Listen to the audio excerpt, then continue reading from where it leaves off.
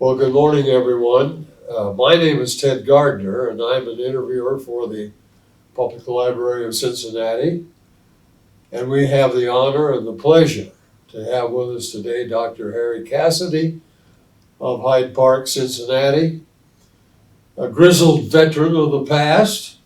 And it's just wonderful to have you here, Dr. Cassady. As I pointed out earlier, we had contact many years ago with our children. Thank you. And thanks to you. But anyway, Doctor, where were you born? I was born in East Orange, New Jersey, Oh boy, right across the river from New York City. yeah, one of the oranges, huh? Yes. Yeah. And tell us about your family. My father, with the name of Cassady, is outstanding just from the name. He's ours through and through. His parents were both from Ireland, and he was born in New York and born in New York City. He lived there all his life as a child. And he grew up in New York and loved New England through and through. And he had 6 children. I was the fifth, one of them, the fifth one. I think. See, yeah, no, number 5. Every summer we always migrated up. He loved New England so much. Right. We migrated. Beautiful. We went to Maine every summer. Great summers, yeah. And we lived on the lakes. So we lived on the ocean side, and we lived on the farms up there. Oh boy. And we just loved that state. So you learned a lot about the area as well as enjoying it. Yes. Well, that's wonderful. What, as we roll along here, your your education, what led you up to up through high school, and was that all in East Orange? My father had to be transferred to Cincinnati. He worked for the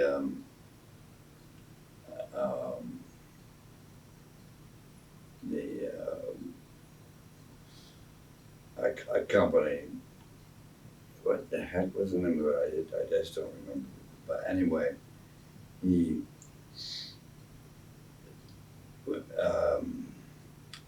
sorry, I can't remember that. Well, so you grew up in Cincinnati? I mean, part of your childhood? I moved to, we moved, including me, of course, to Cincinnati when I was 9 years of age. Oh, yes. And moved to Hyde Park, Sure. Cincinnati. Where'd you go to high school? Purcell High School. Purcell? Yes. Okay, wonderful. Did you have particular interests in during your school days, hobbies or anything like that? I always wanted to be a physician. I really loved my father. When he was quite young, he conveyed the message to me that he wanted to be a physician. One day, he and I were in the bathroom. He was shaving, I was bathing. And he said, I would love to,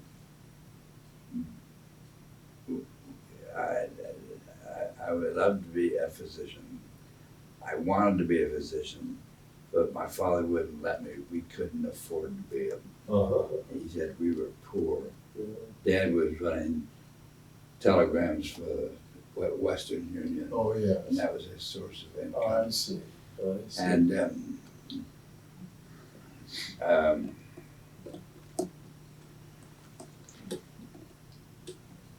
they wouldn't let him go to school, to medical school. And at that time, one of our dear friends had just graduated from medical school, and shortly after he graduated, he died. Oh, He died of leukemia, and it was broke our hearts. We were not only friendly with him, but Dad said, "I'd have given anything in the world if I could have been a physician." And I said to him, "What kind of a doctor would you have been?" I'm 11 years of age at this point. He said, "I would have been a pediatrician. I just like to take care of children and their families." Well, his business, he moved to Cincinnati because of business reasons. I'm just sorry, I can't forget the name of the business. But he had to move to Cincinnati. He didn't want to move to Cincinnati. People would say, this was now, we're talking about 100 years ago. I'm 95 years of age, so it was about 90 years. congratulations. Yeah. And the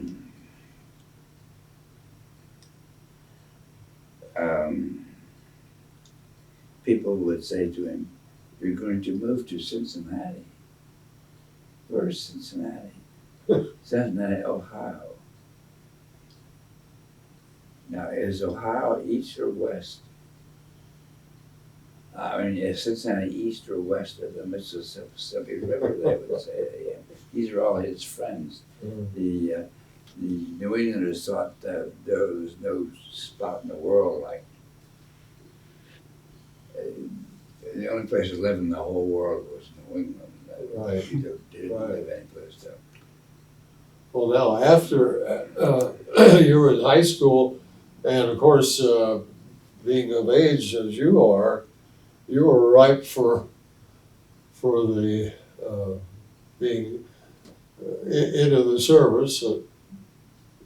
Beginning of World War II, Yeah. our participation. In World War II, I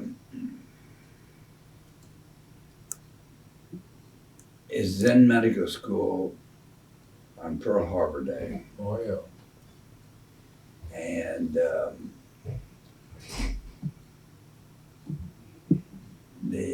I just, I was doing my internship in pediatrics at Vanderbilt University in Nashville, Tennessee. And I was going from there to our own dear children's hospital to complete my internship, right in the interval, waiting to go from Vanderbilt to Cincinnati Children's.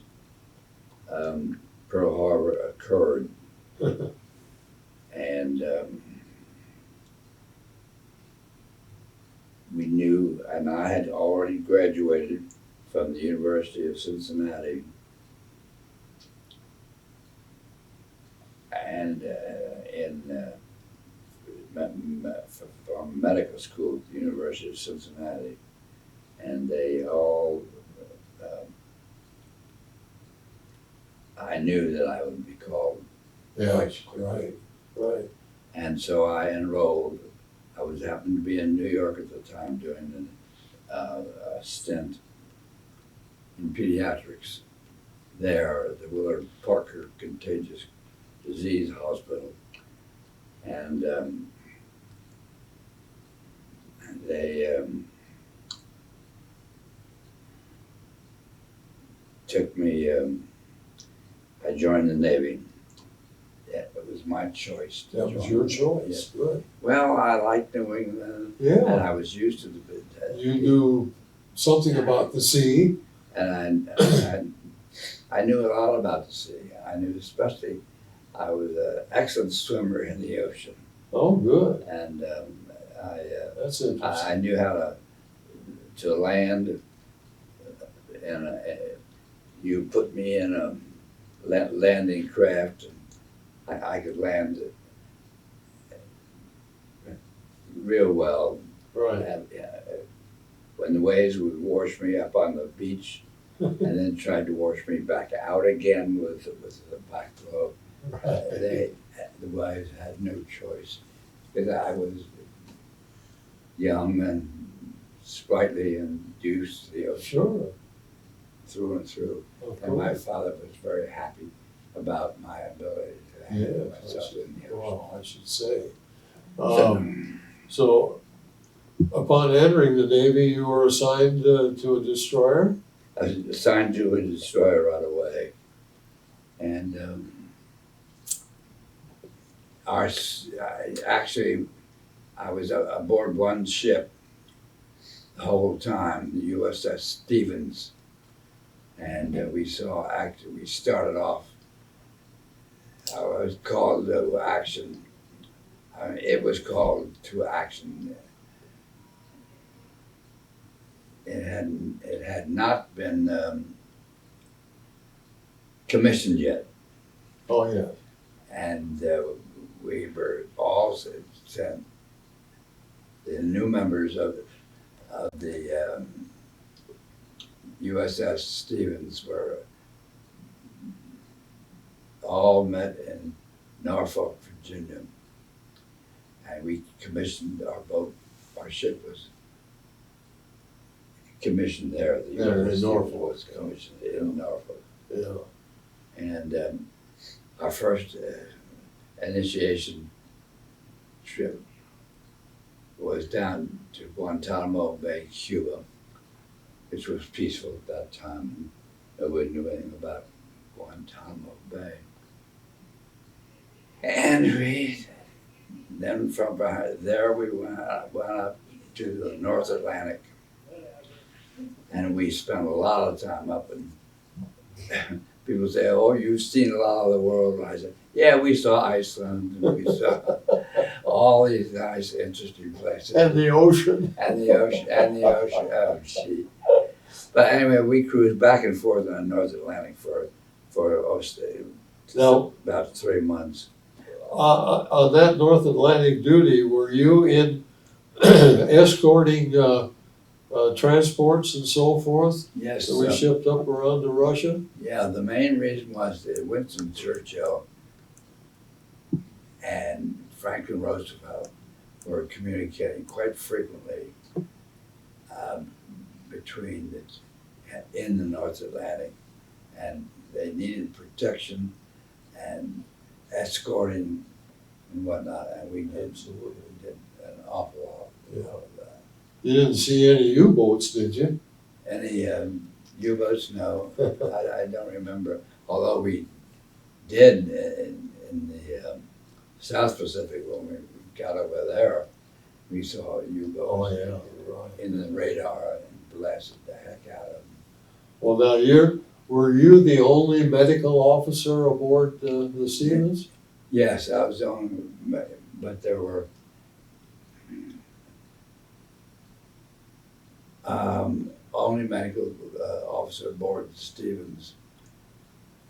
Correct.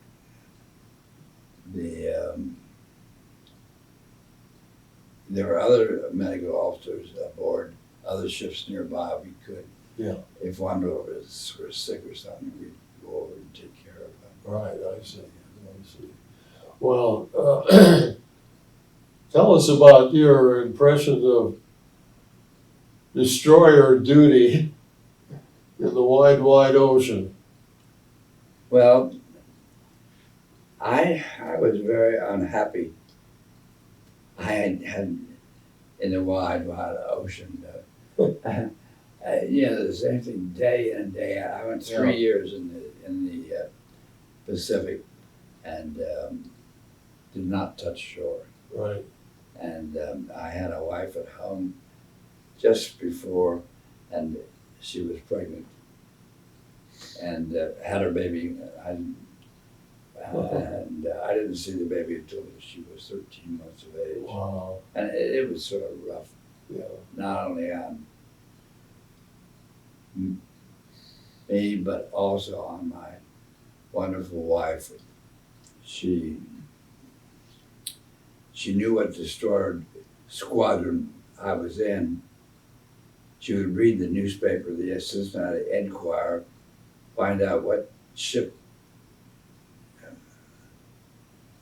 I don't know if it was the Enquirer or not, but she'd read the paper, find out which ship was sunk.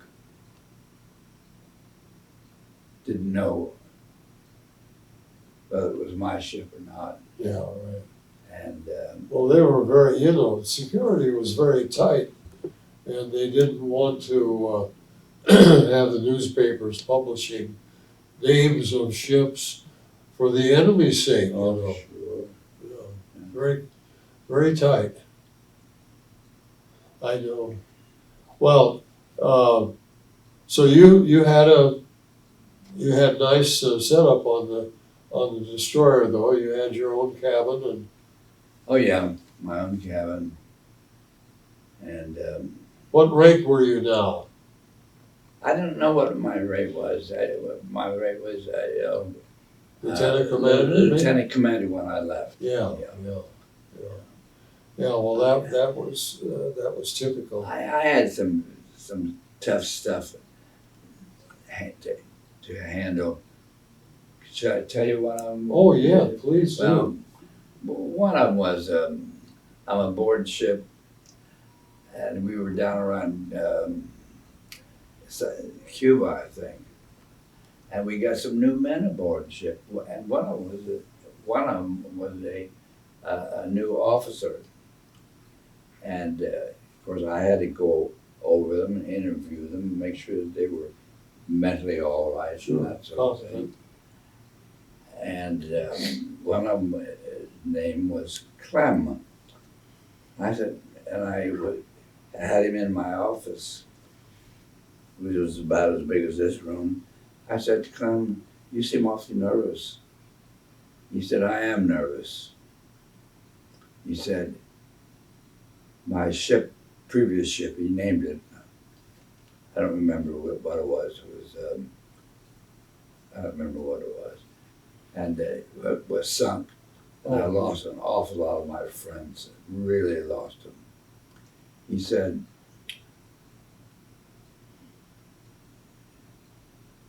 he called me Dr. Cassady. He said, I'm going to kill every Jap I ever see in my whole life. I'm going to kill them outright. I'll do the best I can to get all of them. Oh boy. Yeah. So anyway, we kept him aboard. We needed a gunnery officer to take care of the guns and all of our equipment along that line. So we're off the coast of, not so long after that, we were off the coast of Japan, and we sunk a Japanese ship. It was a carrier ship for the Japanese. And they were carrying goods from their own goods from one island to another, Right. I guess. That's what they were doing. And we shot and bombed them and sank them. And I'm sitting there on the deck. I'm seeing all these Japanese jumping off their ship because they had no place to go. And a lot of them were on makeshift rafts. Yeah. And the doctor, all of a sudden, our ship opens fire on a makeshift raft. I had been sitting there on our deck looking at the makeshift raft, and it was full of Japanese youngsters. They looked like they were Boy Scout age, and they were floundering around trying to hang onto the raft. We opened fire on them and just scouted them to Terrible. no place. I ran up the ladder to the gunnery officer. I said, Clem, what are you doing? Those kids are just kids. I said, how can we, I said, how would you like to have one of your kids board a makeshift raft with their mother home praying for their safe return every day, which their mothers are doing, praying for their safe return. Right. And we come along and just blast them out of the clear sky for no reason or another. And Clem, just the man that was going to, the officer that was going to kill every Jap you ever saw, opened his mouth and he started crying like a baby. He said, I don't know what, I didn't want to do it. I just did it. And he cried hard. Then he got me crying, all worrying about these little Boy Scout age kids. Oh, boy. And it was just sad. Oh. And that was one thing that came up. Right. It is sad. And It's terrible. these maddest sailors and maddest soldiers, they still have a heart, a feeling of love for one They're another. human They beings. still, they're human beings, and they recognize that we are human beings. Well, how can we, as human beings, get into a mess like this? And why do we keep on doing it? We human beings going from one war after another, all the time. Well, your years of duty in the South Pacific. Now, let's see. This instance, you were off the coast of Japan. Were you in any battles with enemy ships? Fighting ship to ship, no. We were with just destroyers primarily. A destroyer is an attack ship. It is, Yes. Right. and our main enemy attacked were submarines out there. We did a lot of damage. We sunk a lot of destroyers. A lot of.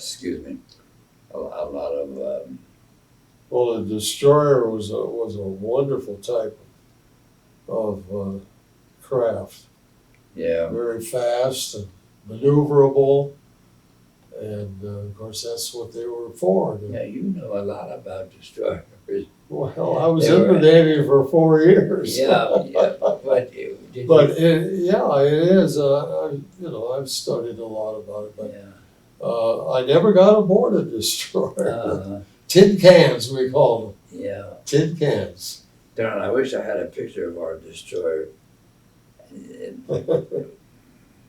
Well,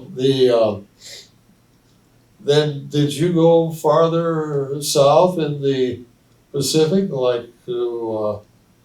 Did you ever get to Australia or? No. No, I didn't either. So like there were, of course, many sea battles in the South Pacific. Yeah. And Battle of Savo Island, Battle of Santa Cruz, which were all naval battles. Midway. Were you at sea in the middle of 1942? You remember that? Because the Battle of Midway was in early June of 1942. And most historians today say that was the turning point of the war. We won that battle and we sank most of their carriers. But we didn't realize it at the time, you know. We had 3 more years to fight. So I wondered if you were in that battle of Midway. No, I No, was not. right. Did you get into the Philippines? Oh, yes. We went through the Philippines. That was almost our constant source of duty. Uh-huh, It's through the Philippines. right. Yes. When I was relieved of duty from the destroyer and finally came home, I had been at sea for 5 years, Wow. and finally came home. It was our ship had been detailed to the Philippines, and I got orders to come home. Of all things to do, to Washington D.C. My new orders are to Washington D.C. to study the diseases, tropical diseases. Oh, yes. You know, and eventually I was supposed to. I'd done my duty. My goodness, That's what an experience. Well, the My hardest experience was worrying about the people at home.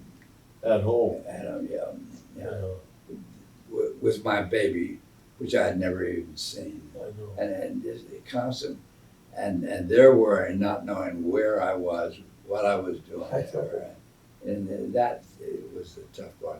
And I think the women suffered just Yeah, terribly, much more so than yeah. sailors. It was a really trying experience for families, of course, Yeah, and the families at home were those who were so unfortunate to have losses in their family, you know. It's just a tragic time.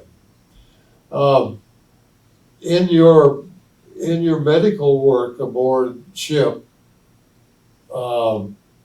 you treated wounded sailors and so forth. wounded sailors. Sailors get sick. Here I was, a pediatrician, and presented with an obvious acute appendicitis in a 19-year-old Yeah, sailor. Well, what are you going to do with them? You're at sea. You're in a rough sea. Are you going to transfer him from one ship to another for surgery? He's got to have surgery. gosh. And I would do surgery on a couple of them, but if I thought they could wait any length of time till we got to a destination within reach, So in you the got time factor, all right. I would wait. But Well, that transfer of personnel from ship to ship was really very, very perilous. from ship to ship in mid-sea, Oh, absolutely, terrible. and especially a rough sea. Yeah, Windy sea, and putting a youngster in a box, which is what it was, put him on a rope and having him float across right. from one ship to Oh, another. terrible. Yeah. Yeah, the ships would be going like this, you know, Yeah, down into the yeah, deeps and back up to the wave tops, and yeah, oh, it was really something. yeah. It was. Well, I would imagine that seasickness was fairly common aboard a destroyer. No, it really wasn't. I think I never had a seasick day in my life, Oh, good. and I know how to teach other people how to actually teach them how not to be seasick. Right.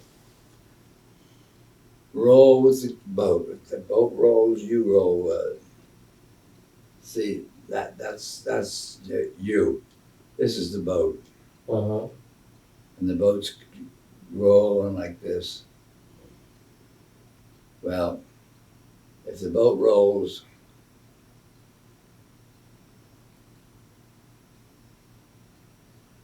just keep your head straight up, but don't go rolling with the boat. Some of them never learn to do it. That, yeah. Well, I know, so many, of course, so many sailors were farm boys, and Oh, sure. didn't know anything about the sea. No, I'd never been seen the sea. Join the Navy and see the world, huh? Yeah. Well, my swimming experience was that I learned from my father along the Maine coast as a child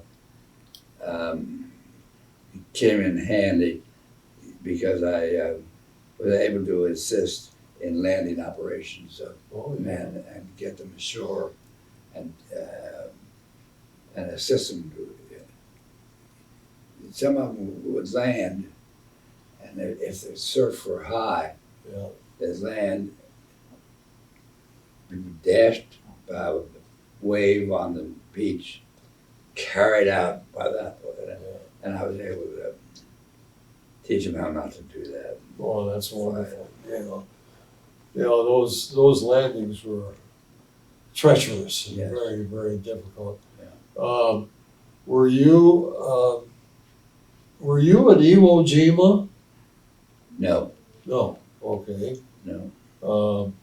That was Yeah. February of 1945. So we'll go back into 44 and 43. Any more experiences that you can think of that you'd like to relate? Well, I had one experience. On one of our landings, I was on the beach and landed, and my job here was to take care of the people who were injured on the beach in the landing, Right. or return those who were injured and I was not capable with my equipment on the beach to send them back to the mothership from which they came in the landing. Right. Well, I did pretty well one time. I got a recommendation, a Legion of Merit from President Roosevelt for swimming out into the water and actually tying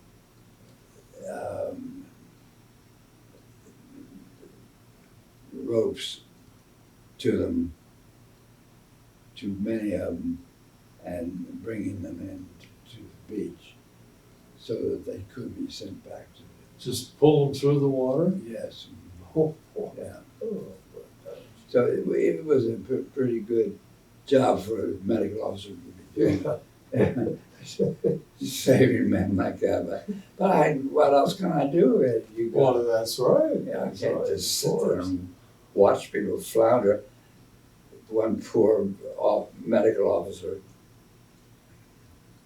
he was thrown up on the beach, and then the next wave would come down on him, and carry him back out to sea again, Oh my goodness. and then he'd paddle back up.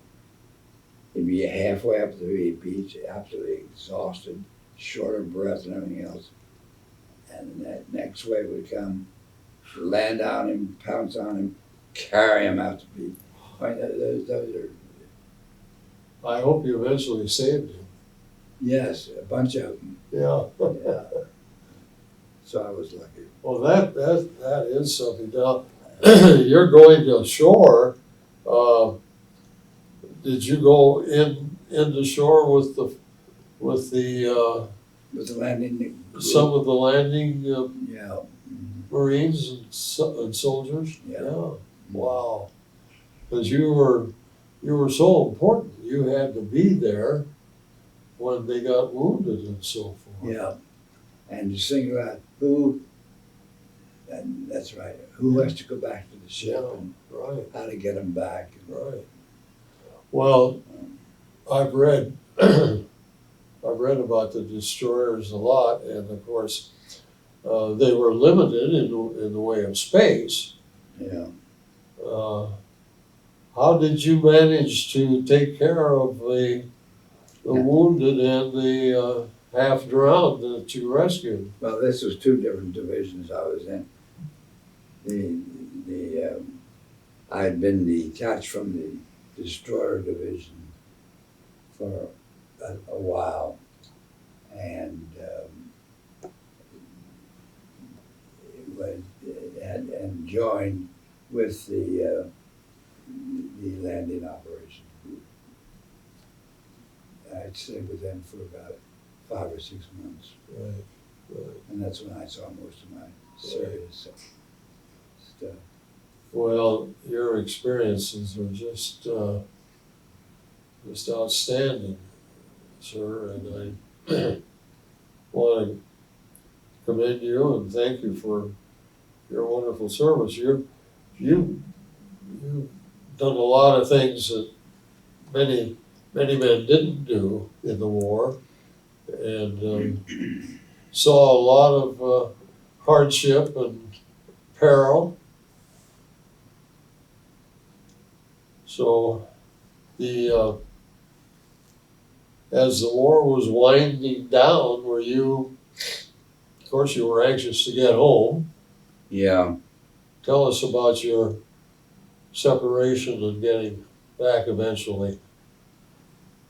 Well, eventually, I was having been at sea for such a long time, Right. and they gave me orders to come home to Washington, D.C. Yeah. to study tropical medicine. Right. And of course, my wife, Betty, and my family were ecstatic, Of course. and They met you when you came in, I'll bet. my wife's father, whom I knew very well and loved, met us down at the station. I didn't want to fly. I was sick of being flying from one island to another. And Took the train. I took the train from San Francisco, landed at our station here, and Betty, my wife, and her father met me. They brought me home in Hyde Park there, where they lived, and the baby was there. You saw the baby. Well, I'll never forget it. I walked in the house, and Betty said to me, the baby is a Sue, which was the baby, is in her bedroom. Come on, we'll go up. And I walked up, and it was a big bedroom, and the crib was on the other side. And as I walked across in the door and walked across to the crib, this little baby, she could walk that high. She put her arms up like this. Oh, boy. Well, of course, I had to cry again. nothing like that. Yeah. Oh, gee. Oh boy, I should say. Well, are there any other experiences you'd like to tell us about that come to mind? No, just the landing operations, with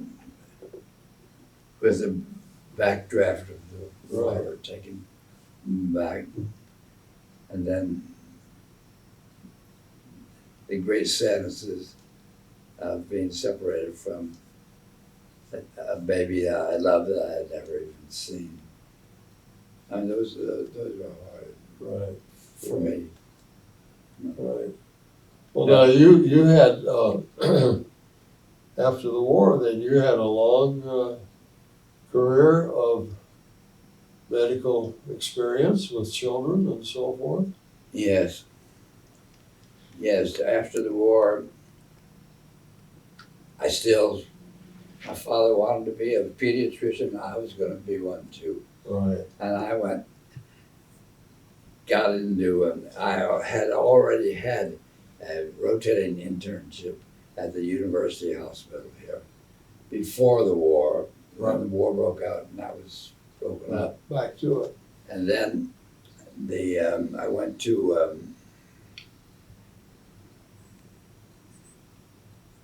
our very beloved Children's Hospital of Cincinnati. Yes. Children's Hospital. And I was there for 5 years. All right. And So when did you retire? when did I retire? Somebody asked me that. I can't remember. It's been so long. Probably into the 90s, huh? 1990s? Yeah. Because I remember when we came to town, and we had one small child at that time, and we made friends here, and my wife was pregnant with our second child, and well, who should we go to? Mm-hmm. Who's a good pediatrician? Mm-hmm. Well, everybody in Hyde Park knew Harry Cassady Mm-hmm. as the top man in that field. Mm-hmm. And Yeah, I worked real hard after the war. oh, I'm sure you did.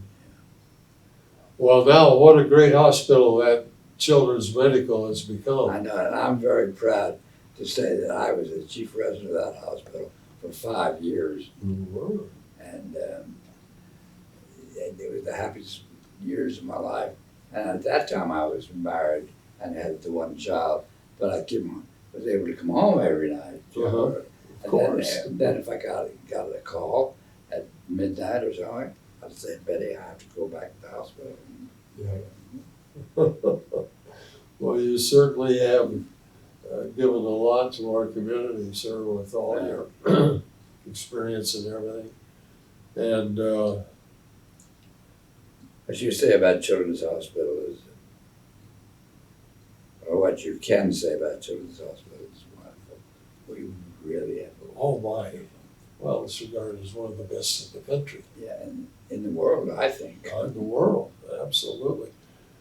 Well, you know, that's one of the great things about this city, this community, is the quality of people who are here, who have money and can back that sort of thing, you know, Yeah, and help out so much. yes. It is truly a privilege for all of us, and it's a privilege to talk with you, sir. And Well, by thank you. golly, I had no idea that I'd be talking to you this morning, Thank you. but it's been a great pleasure. And I want to thank you for your great service and your inspiration to so many people. Thank you very much. Thank you again. And I like your shirt. Oh, yeah, good.